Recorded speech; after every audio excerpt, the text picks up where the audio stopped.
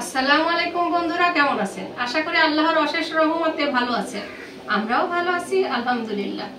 চলে আসলাম আরেকটি নতুন ভিডিও নিয়ে। সবাইকে ভিলেজ বাংলা কুকিং এর পক্ষ থেকে স্বাগত। আজকে রান্না করব বাংলাদেশের ঐতিহ্যবাহী বিফ কাচ্চি।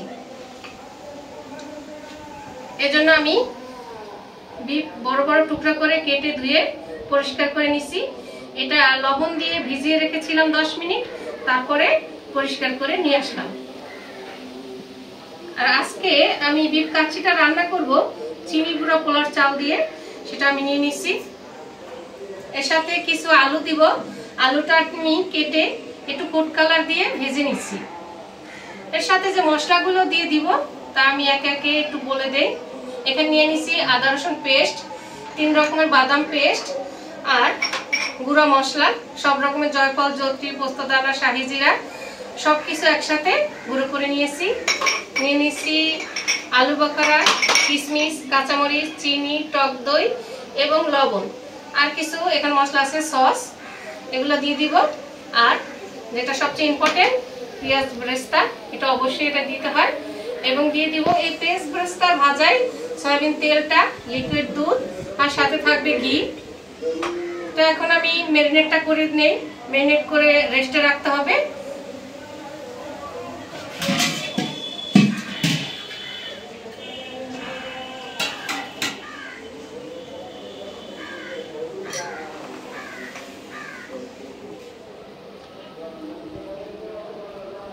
তো ম্যারিনেশন করার জন্য প্রথমেই আমি একটা হাঁড়ি নিয়ে নিছি।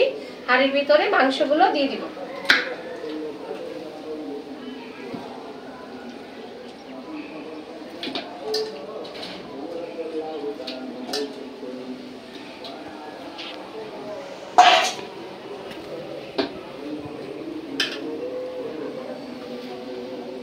মাংসটার উপরে প্রথমেই দিয়ে দিব পেঁয়াজ বেরেস্তা। এখান থেকে আমি অর্ধেকটা ব্যবহার করব, বাকি অর্ধেক আবার রাইসের উপরে দিব।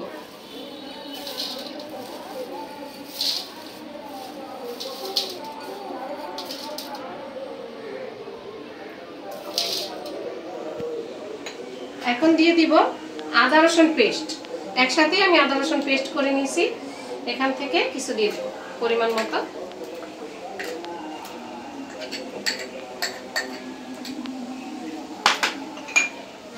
এখন দিয়ে দিব বাদাম পেস্ট। এখানে কাজু বাদাম, পেস্তা বাদাম এবং কাঠবাদাম একত্রে আমি পেস্ট করে দিছি। সবগুলাই দিয়ে দিব।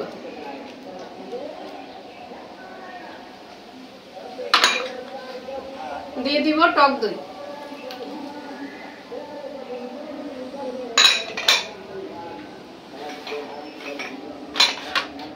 দিয়ে দিব গুঁড়ো মশলাটা।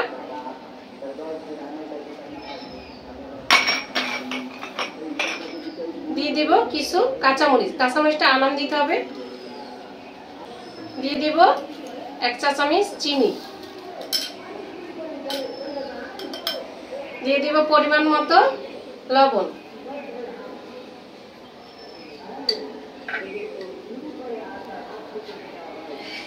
এখন দিয়ে দিব বেরেস্তা ভাজা রাখা তেলটা।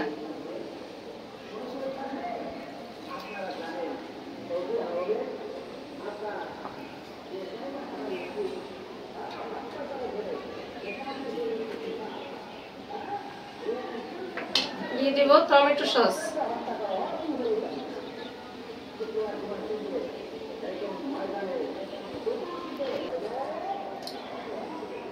এখন দিয়ে দিব সাদা ভিনেগার। যদি কারো হাতের কাছে কাঁচা পেঁপে থাকে তবে চিকলা সহ পেঁপে বেটে দিয়ে দিতে পারেন, তখন আর ভিনেগার লাগবে না।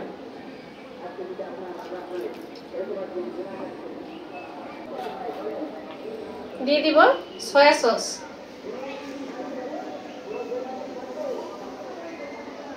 এখন সব উপকরণ একসাথে মাংসের সাথে আমি মাখাই নিব।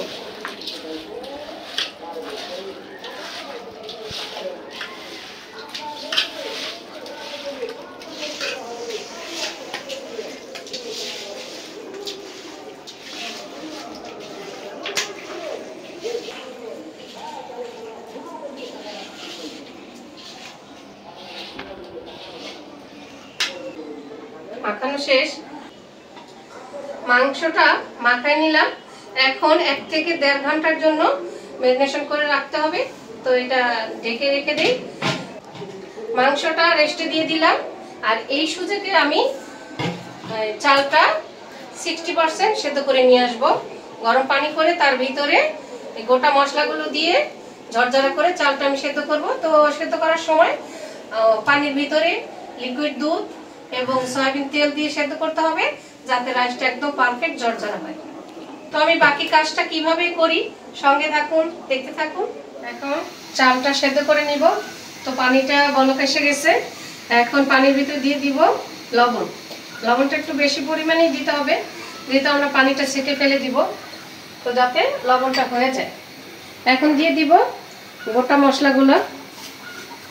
এখানে নিয়ে নিছি তেজপাতা, লবঙ্গ, দারচিনি, এলাচ, স্টার আর কাবাব চিনি, গোলমরিচ, সব কিছু শাহি জিরা একত্রে দিয়ে দিব।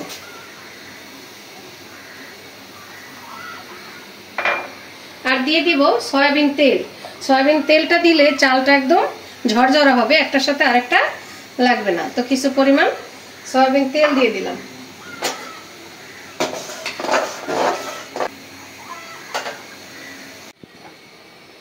দিয়ে দিব লিকুইড দুধ।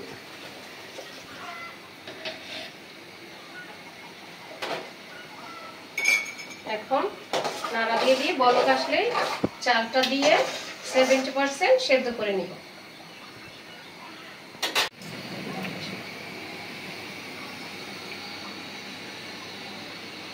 আমার পানিটা বলক চলে আসছে।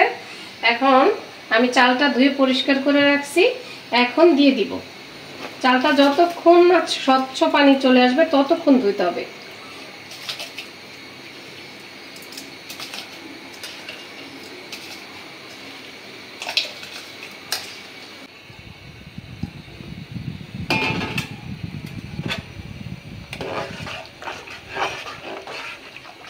রাইসটা আমার 60 থেকে 70% সেদ্ধ করা হয়ে গেছে। এই যে চাপ দিলে একটা দানা থাকবে, এই অবস্থাতেই নামে ফেলতে হবে। এখন আমি নামা নিব।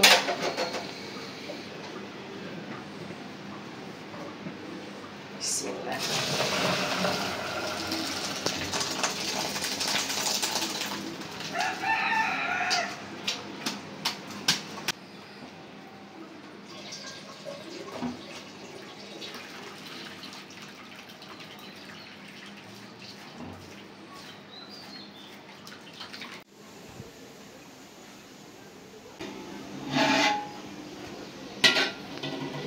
চলে আসলাম রাইসটা সেদ্ধ করে নিয়ে।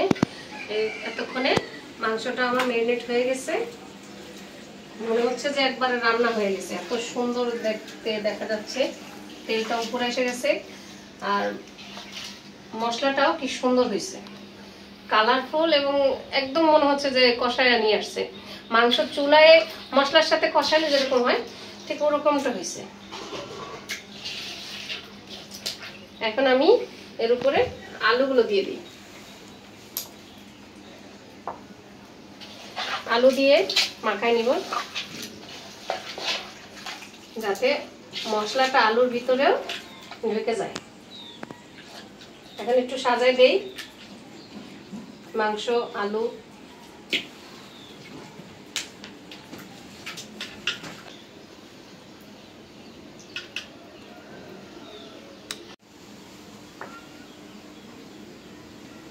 এখন দিয়ে দিব আলু বাখারা। আমি আলু বাখারাগুলো ধুয়ে নিয়ে আসছি, মশলার মাঝে মাঝে মাংসের সাথে বসাই দিই। কিছু আমি চালের উপরে দিব, অর্ধেকটা কিশমিশ দিয়ে দেই, বাকিটা আবার চালের উপরে দিব। কিছুটা পেঁয়াজের বেরেস্তা দিয়ে দেই মাংসের উপরে।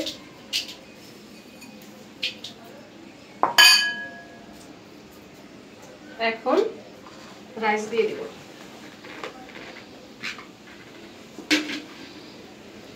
বিসমিল্লাহ।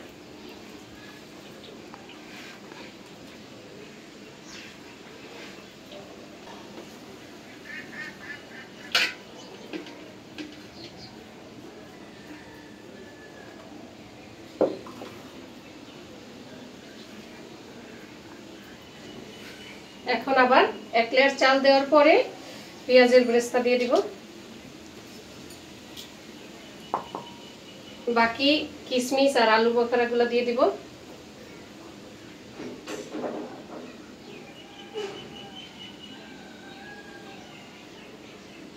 দিয়ে দিব কিছু কাঁচামরিচ। আর আমি দিয়ে দিচ্ছি শুধু একটু ফ্লেভার আসবে, ঝাল ছড়াবে না। দিয়ে দিব একটু চিনি। এবার বাকি রাইসটা দিয়ে দিব।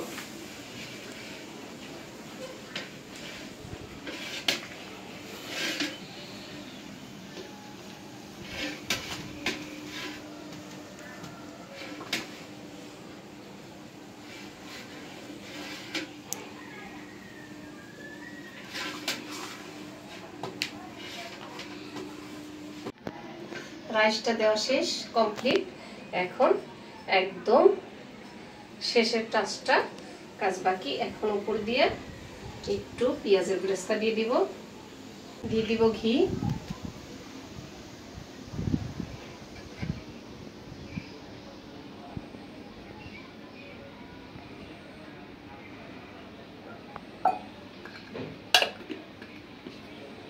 এরপর দিয়ে দিব লিকুইড দুধ।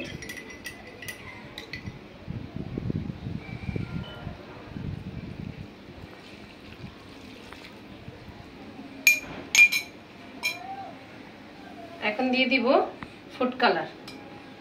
কালারটা আমি পানি দিয়ে গোলায় নিয়ে আসছি, জাস্ট একটু সৌন্দর্যের জন্য, একটু কালারফুল হবে তাই।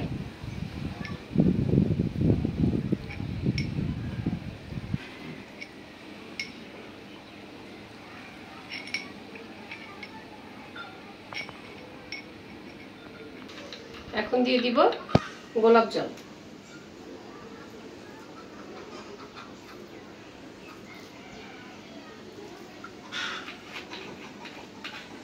কমপ্লিট আমার সাজিয়ে দেওয়া। এখন ঢাকনাটা দিয়ে সিলগালা করে দিব।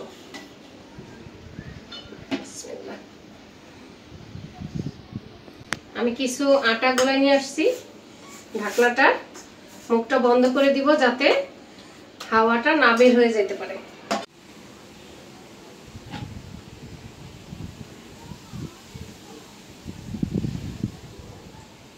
আটা গোলায় ঢাকনার পাতিলটা সিলগালা করে দিতে হয় যাতে হাওয়াটা বের না হয়ে যায়। আমি এখন সুন্দর করে পুরোটাই এভাবে করে দিব। সিলগালা করে নিয়ে আসলাম। এখন চুলা বসায় দিব। চুলায় আমি একটা তাওয়া বসায় দিছি এবং চুলাটা ধরায় দিছি। এখন বসায় দিব। বিসমিল্লাহির রহমানির রহিম। যাতে হাওয়াটা বের না হয়ে যায় তাই একটা উপরে ভারী পুঁতা বসায় দিব। প্রথমে 10 থেকে 15 মিনিট জালটা বাড়ানো থাকবে।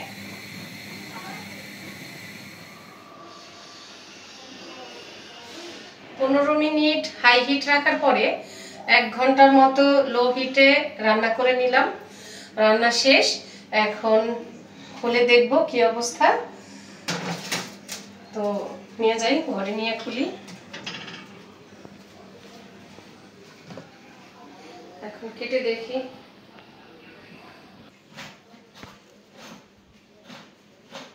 যে আটাটা দিয়ে সিলগালা করছিলাম সেটা কেটে নিলাম।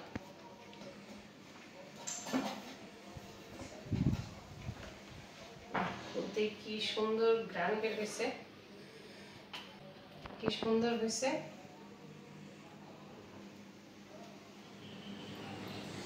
তো বিফ কাচ্চি রান্না করা শেষ। চলে আসলাম সবাইকে খাবার দিতে। তো আজকে একজন গেস্ট আছে। গেস্ট কি, ঘরের লোকই, আমার ভাগিনা। তো ভাগিনা বসছে খাবার খেতে, তারপর আমার ছেলে, তারপরে ছেলের বাবা। তো বন্ধুরা চলে আসলাম খাবার খেতে। দেখা যাক কি রান্না করলো। বিফ কাচ্চি কেমন হইলো আমরা খাই, তারপর বলি।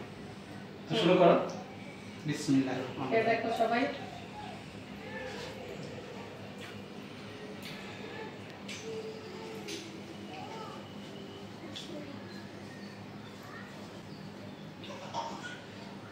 লেবু নিয়ে নিও।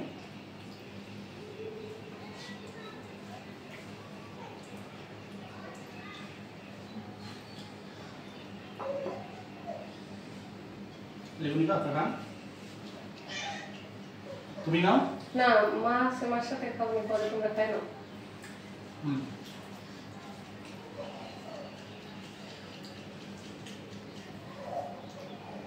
তো আঙ্কেল খাও খেয়ে কেমন হলো জানাও হ্যাঁ গাইস খাবারটা অনেক ভালো হয়েছে তাই না জি খুব দুর্দান্ত হয়েছে আলুটা খুব সফট হয়ে গেছে দেখেন আলুটা দেওয়া মাত্রই একেবারে মোলায়েম হয়ে গেছে মাংসটাও নরম হয়েছে আপনার রাইসটাও চেষ্টা করছি জানি না কতটুকু কি হয়েছে তোমরা খায়া বলো তবে যদিও কাচ্চিটা আমার চেয়ে ফারুনের বাবা ভালো রান্না করে এর আগে ভিডিও দেওয়া আছে ফারুনের বাবা চিকেন কাচ্চি রান্না করছে তো আজকেরটা আবার আমি রান্না করলাম আমার চেয়ে ওরটা বেশি ভালো হয় এমন টেস্ট হয়েছে যে আসলে রেস্টুরেন্টে আমরা কাচ্চি খাই মনে হয় যে ওরা কোনো একটা মশলা বা অন্যান্য কিছুতে ঘাটতি রাখে একটু কমায় দেয় এরকম একটা বিষয় তো আমার এইটা খায় যেমন হইতেছে যে সবকিছু পারফেক্ট বাসায় তো আমরা একটু সবকিছু মশলা থেকে শুরু করে তোমার ঘি দুধ অন্যান্য যে বিষয়গুলো একেবারে অ্যাকুরেট হয়েছে আর খাইতেও খুব টেস্টি হয়েছে মাংস আর আলু বড় পিস আচ্ছা ভালো লাগতেছে দেখতেও জুসি লাগতেছে তবে মাংসটাও সফট হয়েছে খুব দারুণ হয়েছে সর্বোপরি দারুণ একটা কাচ্চির স্বাদ উপভোগ করলাম তো গাইস অনেকদিন ধরে আমি আঙ্কেল আন্টির ভিডিওটা দেখছি তো তাদের আমি বললাম একদিন আমাকে আমন্ত্রণ করুন তারা আমাকে আমন্ত্রণ করে এবং আমি আসি সাধারণত আমরা রেস্টুরেন্টে বিফ কাচ্চি দিয়ে থাকি সেটার থেকে এটা একটু অন্যরকম হয়েছে ঘরোয়া পদ্ধতিতে তৈরি অনেক ভালো হয়েছে আপনার আঙ্কেল আন্টির পাশে থাকবেন এবং চ্যানেলটিকে সাবস্ক্রাইব করবেন ভালো লাগছে তাহলে না হ্যাঁ ভালো লাগছে অনেক আসলে একজন কেউ যদি একটা রান্না বান্না করে সেই রান্না বান্না খেয়ে যদি মানুষ প্রশংসা করে ভালো লাগে সবার খেয়ে তৃপ্তি হয় তাহলে কিন্তু তার রান্নার সার্থকতা আর আপনাদের সাথে এতেই রান্নার আগ্রহ বাড়ে আর আপনাদের সাথে যেহেতু আমাদের রান্না খাওয়া দাওয়া এগুলো শেয়ার করি তো আপনারা আমাদের পাশে থাকবেন সবসময় আমাদের সাপোর্ট করবেন আর ভালো মন্দ কমেন্টস করে জানাবেন আপনাদের কমেন্টস বা পরামর্শ এগুলো আমাদের অনেক ভালো লাগে আমরা চেষ্টা করি সবার কমেন্টসের উত্তর দিতে এগুলো আমাদের প্রেরণা হয় তো ভাইনা তো বললো খাবারটা সুস্বাদু হয়েছে তো মনে হলো রান্না বান্নাটা সার্থক আপনারাও অনেকেই আমার কমেন্টসে জানাইছেন আমার রান্না ভালো হয়েছে বা পরিবেশটা সুন্দর সাজানো গোছানো কমেন্টস গুলো পেয়ে আমি খুবই আনন্দিত আর রান্নার আগ্রহ আরো এক ধাপ বেড়ে গেল শুধু দেশের না দেশের বাহিরে থেকেও অনেক ভাই বোনরা আমাকে সাপোর্ট করছে আমাকে কমেন্টস করছে বাংলাদেশ তো আছে তারপরে ইউকে স্পেন আমেরিকা এইসব জায়গার ভাই বোনরাও আমাকে কমেন্টসে জানাইছে যে আমার রান্নাগুলো কেমন হয়েছে আমার খুব ভালো লাগছে আপনারা এভাবে আমার পাশে থাকবেন আশা করি আমার গত ভিডিওতে সবাই খুব ভালো প্রশংসা করছে আশা করি সব ভিডিও আপনারা দেখবেন সব সময় আমার পাশে থাকবেন আমার ভিডিওগুলো দেখবেন তো আজ এ পর্যন্তই আবার দেখা হবে পরের ভিডিওতে সে পর্যন্ত সবাই ভালো থাকবেন নিরাপদে থাকবেন আল্লাহ হাফেজ আল্লাহ হাফেজ আল্লাহ হাফেজ আল্লাহ হাফেজ